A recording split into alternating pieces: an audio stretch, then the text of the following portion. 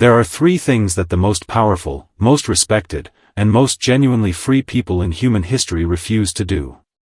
Three behaviors that, the moment you eliminate them from your life, will transform the way you move through the world so completely that the people around you will not be able to explain what changed, they will only be able to feel it.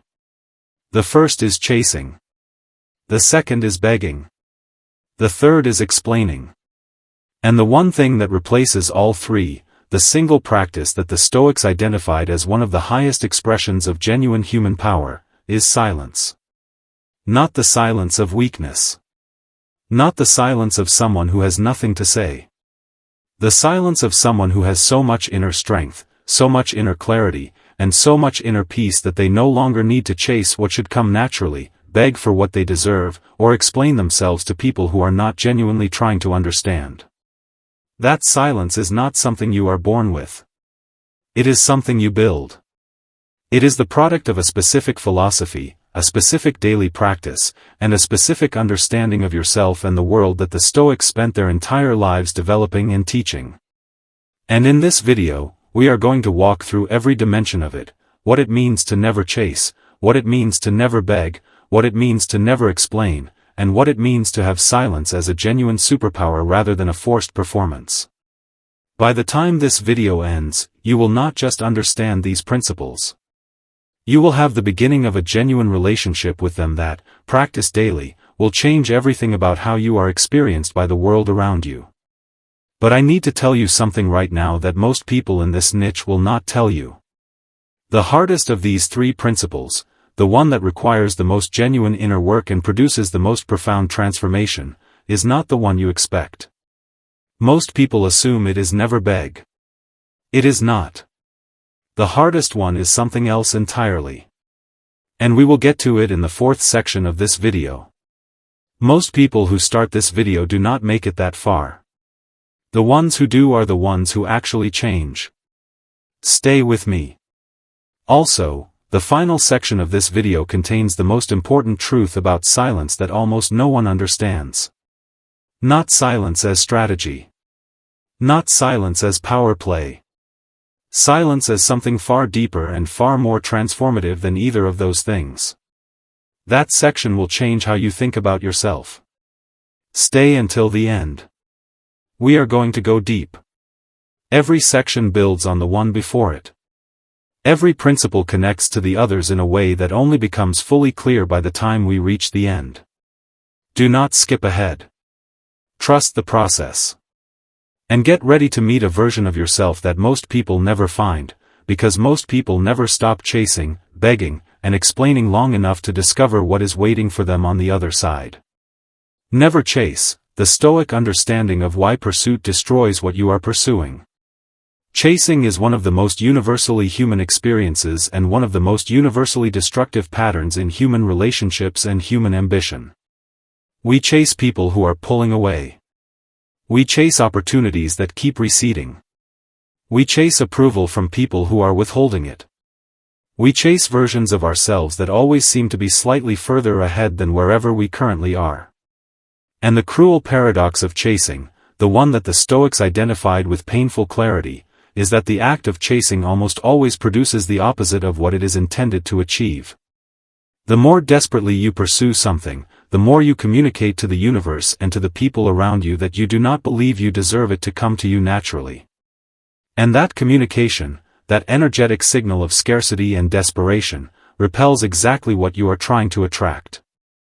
Marcus Aurelius wrote about this dynamic in terms of desire, specifically, the difference between the healthy desire that moves you toward genuine goods and the corrupted desire that has become neediness, which chases things not from a place of genuine appreciation but from a place of inner deficiency. He observed that people who chase most desperately are almost always people who believe, at some level, that what they are chasing is the missing piece, the relationship, the achievement, the recognition, the outcome, without which they cannot be whole. And that belief, the Stoics taught, is always wrong. Not because the things being chased are without value, but because wholeness is never located outside the self. It cannot be obtained by capturing something external. It can only be built from the inside out. And a person who has built it from the inside out does not need to chase anything. What is genuinely meant for them tends to come toward them, because the energy of genuine sufficiency is magnetic in a way that the energy of desperate need is not. The practice of never chasing begins with a ruthlessly honest inventory of your current chasing behaviors, the places in your life where you are expending energy in pursuit of something that is not moving toward you. The friendship you are working far harder to maintain than the other person is. The romantic interest you are following up with repeatedly without reciprocal enthusiasm. The professional opportunity you are pursuing with a desperation that is slowly making you appear less qualified for it, not more. The approval of a person whose withholding of it you have given far more power over your inner state than it deserves. Look at each of these honestly. Then ask the question that the Stoics would ask: is my pursuit of this thing coming from genuine values-aligned desire, or is it coming from the fear that without it, I am not enough? If it is the latter, if the chasing is driven by fear of deficiency rather than genuine appreciation, then the Stoic instruction is clear. Stop. Not to punish the thing being chased. Not as a strategy to make it come toward you faster, though that sometimes happens. But because the chasing itself is evidence of a wound that needs tending. And no amount of successful pursuit will tend it. Epictetus was direct about what replaces chasing: the practice of working with genuine excellence toward whatever is within your power, releasing genuine attachment to outcomes that are not within your power, and trusting that a life lived from genuine values and genuine effort will attract what is genuinely meant for it. This is not passivity. It is the most demanding form of activity, the activity of becoming, every single day, the kind of person whose presence is genuinely valuable, whose work is genuinely excellent, and whose inner state is genuinely stable enough that the world and the people in it are drawn toward rather than repelled by them. Never chasing does not mean never pursuing. It means pursuing from abundance rather than from scarcity. From genuine desire rather than from desperate need. From strength rather than from fear. And that distinction, felt from the inside, expressed through every interaction, changes everything about how the world responds to you. That is what it means to never chase. And if you sat with it honestly, something in the inventory we just described may have already made you uncomfortable. Good. That discomfort is the beginning of genuine change. Now we move to the second principle. And this one is the one that most people find the most immediately recognizable, because most people have done it recently, and most people are still paying the price for it. Never beg, the Stoic truth about self-worth that cannot be negotiated. Begging is chasing taken to its most vulnerable and most costly extreme. When you beg, when you plead for someone's attention, their affection, their respect, their loyalty, or their presence in your life, you are doing something that goes beyond the strategic error of chasing. You are making a declaration about your own worth. You are communicating, in the most direct possible way, that you do not believe you deserve what you are asking for without having to ask for it, that the thing you are begging for is beyond what you could reasonably expect to receive through the natural expression of who you are. And that declaration, however agonizing the circumstances that produce it, is always a lie. And it is a lie that costs you more than the thing you are begging for would ever have been worth. The Stoics had a concept they called dignity, not the social performance of importance, not the external appearance of status, but the internal experience of a person who knows their own worth clearly enough that they do not need to negotiate for it with other people. Epictetus, who had almost no external markers of worth by Roman social standards, he was a slave, then a freed man, then a philosopher with no institutional affiliation or political power, possessed this dignity in greater abundance than most emperors. Because he had understood, through years of Stoic practice, that his worth was not located in what others thought of him, what others gave him, or what others chose to do with their treatment of him. It was located in what he was, in the quality of his thinking, his character, and his commitment to living from his values regardless of what his circumstances permitted or denied. Never begging does not mean never asking. There is a profound difference between a genuine, clear, self-respecting request, made once, without pressure, with full acceptance of whatever answer the other person gives, and begging, which is the repeated, escalating, increasingly desperate attempt to change another person's behavior through the force of your own need. A genuine request comes from a person who is okay regardless of the answer. Begging comes from a person whose okayness is entirely dependent on getting the answer they want. The first is an expression of healthy self-worth. The second is an expression of a self-worth that has been outsourced to the person being begged. And the devastating irony of begging is that the act itself destroys the very thing it is trying to obtain, because no one is ultimately attracted to, genuinely respectful of, or able to truly value a person who communicates through their behavior that they do not value themselves. The Stoic practice for this principle is one of the most immediately and genuinely difficult on this entire list, learning to allow people, situations, and opportunities to leave without chasing them with your need. When a relationship is pulling away, allow it to pull away without begging it to return. When an opportunity is closing, allow it to close without degrading yourself in the attempt to force it open. When someone is withholding their approval, allow them to withhold it without performing increasingly desperate bids for their attention and validation. This is not coldness. It is not indifference. It is the genuine, practiced, deeply Stoic conviction that what cannot be retained without begging was never genuinely yours to begin with, and that what is genuinely yours will not require you to abandon your dignity in order to keep it. Build that conviction through daily practice. And watch what happens to your relationships, your opportunities, and your inner experience of your own life when you stop negotiating your worth with the world. Never beg. Two words that are easy to say and genuinely hard to live, especially in the moments when what you are tempted to beg for is something that genuinely matters to you. But the third principle is where it gets even harder. This is the one I told you at the beginning that most people do not expect. And it is the one that, when you genuinely master it, changes your power more completely than either of the first two. Never explain, the most misunderstood Stoic principle and the most liberating one. Never explain. Of the three principles in this video, this is the one that generates the most resistance, because explaining feels like the responsible thing to do. It feels like clarity, like honesty, like taking accountability. It feels like respecting the other person enough to let them into your reasoning.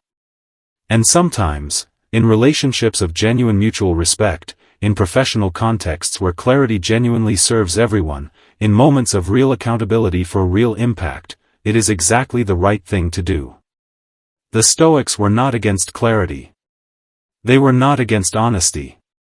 They were against a specific and deeply costly version of explaining that has nothing to do with clarity or honesty and everything to do with the desperate need for approval and the even more desperate fear of judgment.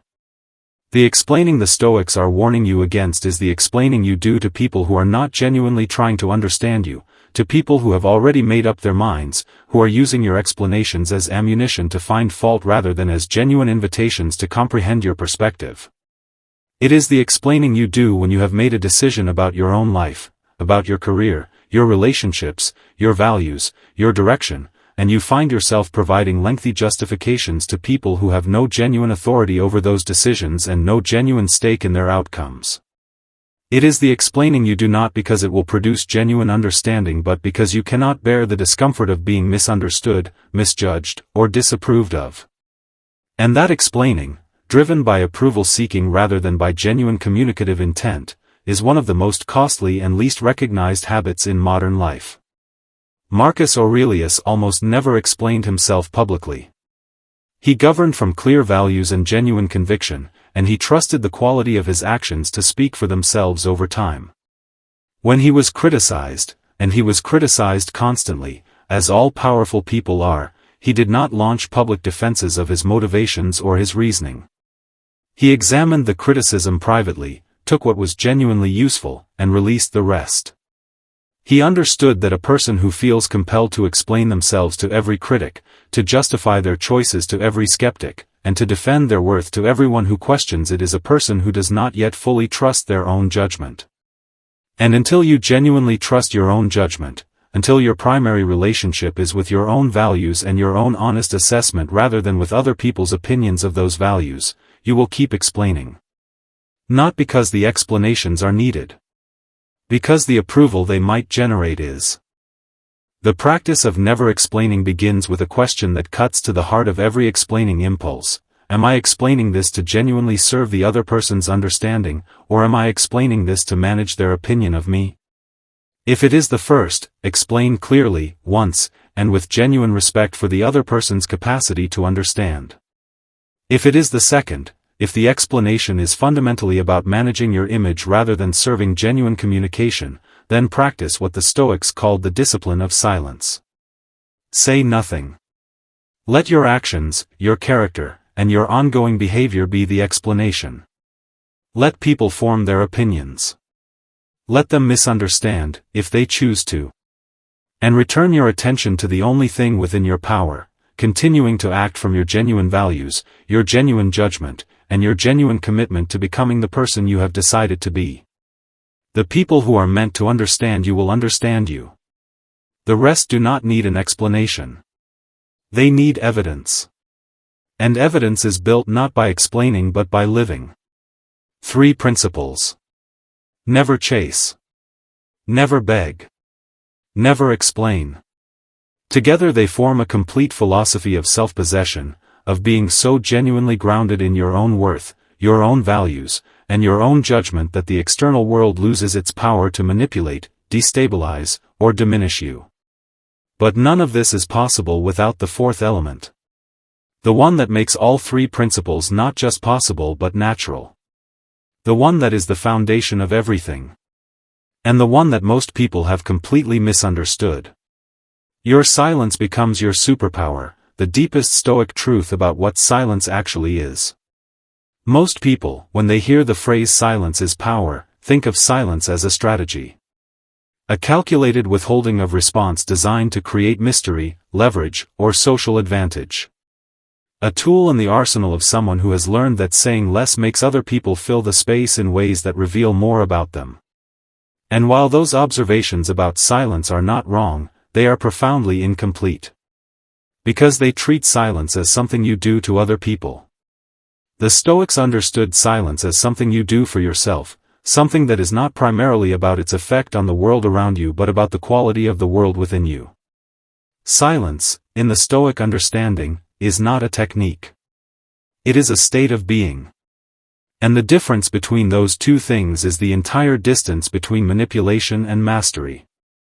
Genuine Stoic silence, the kind that becomes a true superpower, is the external expression of an interior that has been deliberately cultivated to be so full, so clear, so grounded in genuine values and genuine self-knowledge that the constant noise of self-promotion, self-defense, and self-explanation simply becomes unnecessary.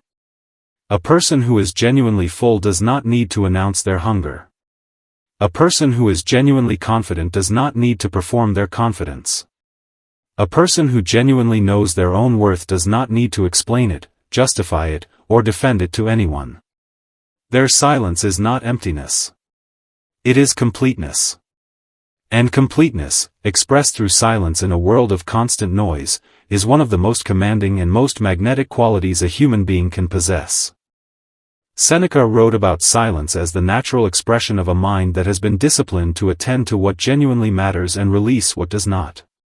He observed that most human speech is not genuine communication, it is not the honest expression of genuine thought and genuine feeling, but rather a form of noise generation, a way of filling the space between people with sound that has the shape of meaning without the substance of it.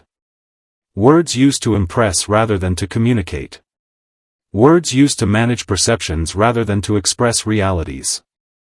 Words used to avoid the discomfort of silence rather than to actually say something worth saying. And the person who has learned to be genuinely comfortable in silence, who does not need to fill every space with sound, every pause with explanation, every moment of potential misunderstanding with anxious clarification, that person communicates, in their very silence, something that all the words in the world cannot manufacture, the presence of a genuinely settled, genuinely grounded, genuinely self-possessed human being. The superpower of silence is not that it makes people wonder about you, though it often does. It is not that it gives you a social or strategic advantage, though it often does that too. The superpower of silence is what it does to your own inner life.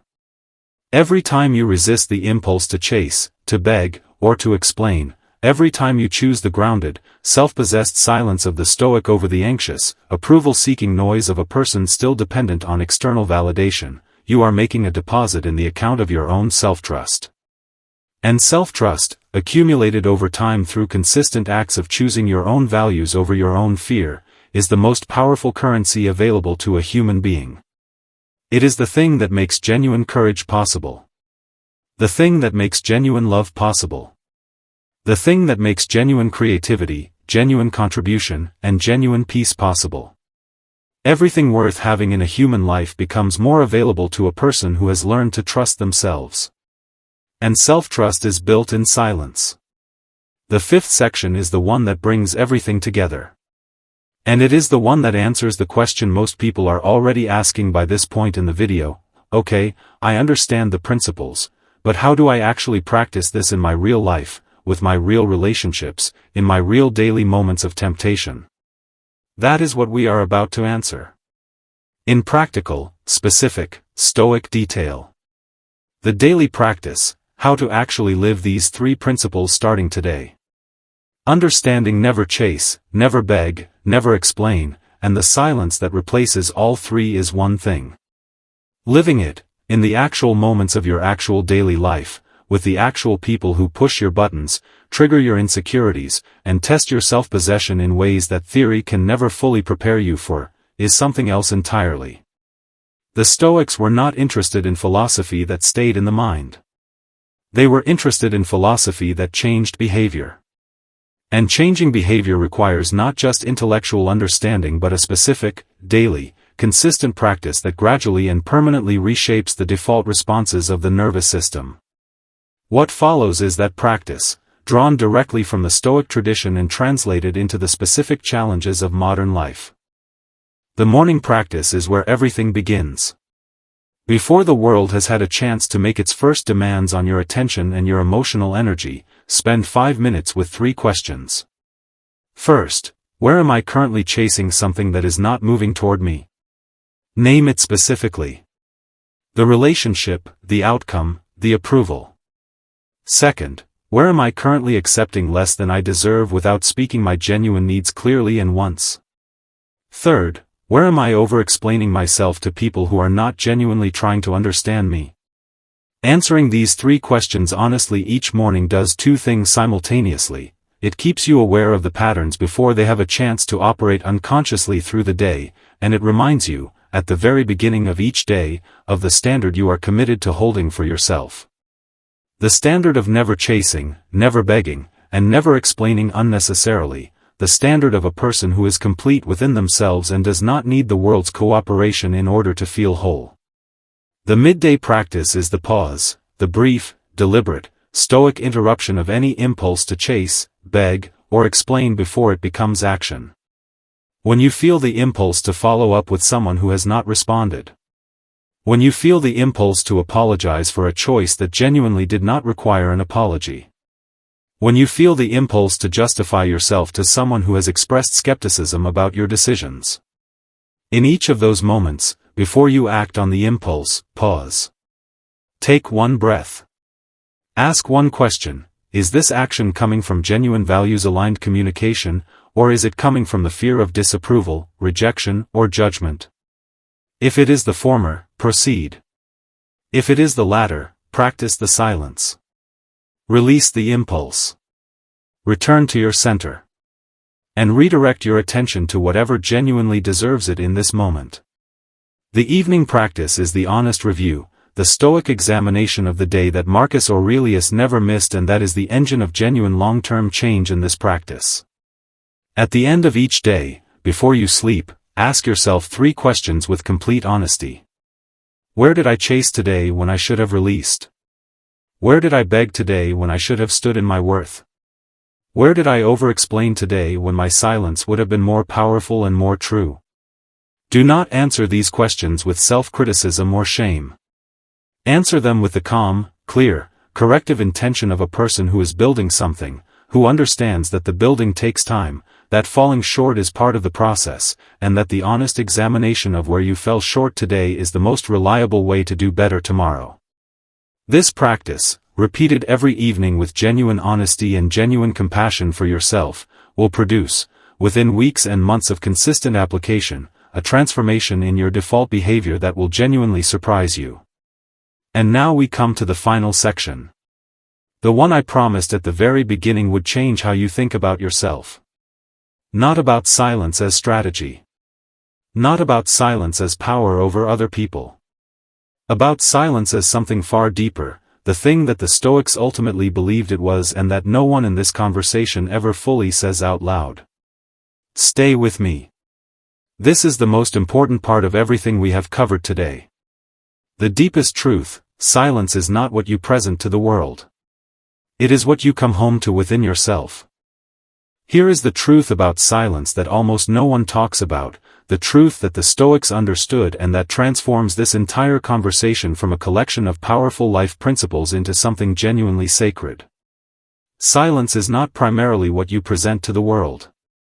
It is not primarily what other people experience when you stop talking, stop explaining, stop chasing, stop begging. It is what you come home to within yourself. It is the inner state of a person who has done enough genuine inner work that their own company is not something they need to escape from. Whose own inner life is not a place of such noise, such anxiety, such relentless self-criticism and self-doubt that they need constant external stimulation, constant approval, constant explanation, constant pursuit, to drown it out.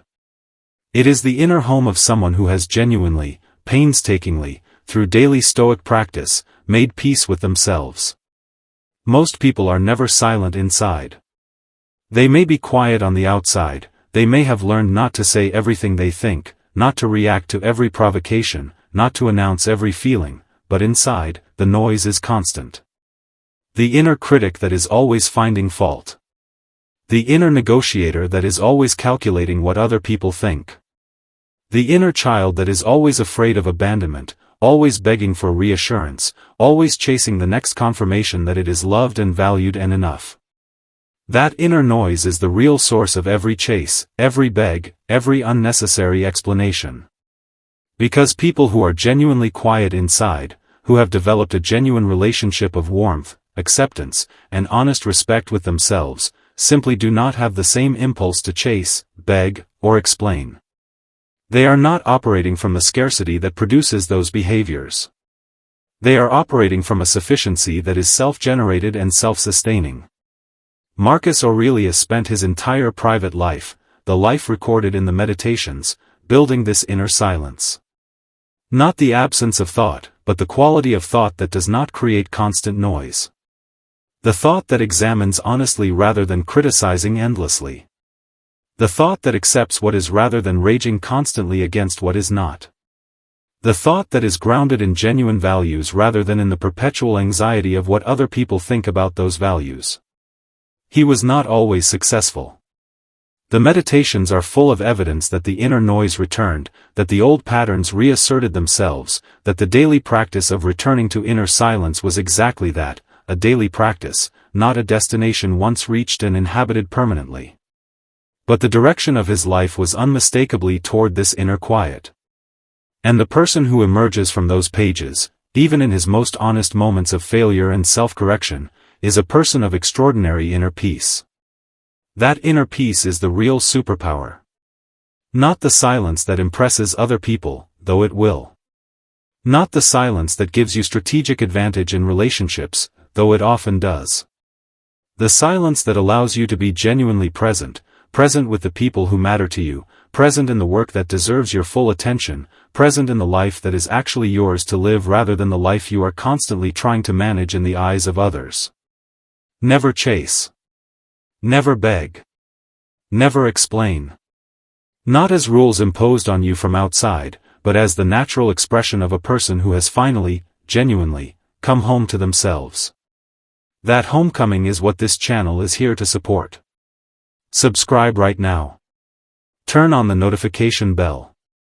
And come back every single week for more of this, because the journey inward is the one that makes every outward journey possible. We will see you in the next one. Subscribe, the journey inward begins here.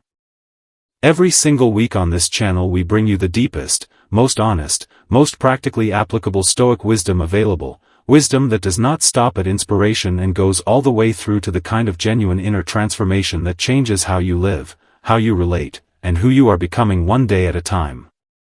If this video gave you something real, if even one of these 3 principles touched something that you recognize as necessary for where you are right now, then subscribe to this channel right now and turn on the notification bell.